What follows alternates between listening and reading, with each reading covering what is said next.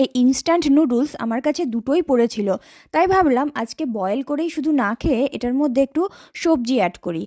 Vegetable খুঁজতে গিয়ে দেখি ফ্রিজে ওই একটা মাত্রই গাজর পড়ে আছে, তাই ভাবলাম দুটো আলু নিয়ে নিই। আর আমরা বাঙালিরা সব কিছুতেই আলু দিতে ভালোবাসি, তাই নুডলসকেও ছাড়ি না। তো যাই হোক, এই আলু, গাজর আর একটা পেঁয়াজ কুচি কুচি করে কেটে নিলাম। আর দুটো নুডলসের প্যাকেটে দুটো মশলা ছিল, আর মশলার আবার দুটো পার্ট, একটার মধ্যে লেখা আছে রেড চিলি, ওটা তো আমি ইউজ করব না কারণ যেহেতু বিনি খাবে। এদিকে রান্না বসাতে গিয়ে দেখি কড়াইটাই ধোয়া নেই। রাতে সব কিছু ধুয়ে রেখেছিলাম, শুধু কড়াইটাই বাকি ছিল। আর একটা কড়াইও আছে কিন্তু সেটা এটার থেকে এক সাইজ বড়, তাই ভাবলাম থাক ধুয়েই নিই। পেঁয়াজ, আলু আর গাজর একসাথে ভেজে নিয়েছি একটু নুন দিয়ে, তারপর একটা ডিম দিয়ে দিয়েছিলাম। আর মশলা বলতে ওই নুডলসের মধ্যে যেই মশলাটা ছিল ওটাই দিয়েছিলাম। তারপর দেখি টমেটো কেচাপটাও প্রায় শেষ হয়ে এসেছে। লাস্টে গোলমরিচের গুঁড়ো অল্প করে ছড়িয়ে দিয়েছিলাম। ব্যাস রেডি আমাদের ইয়ামি ইয়ামি নুডলস।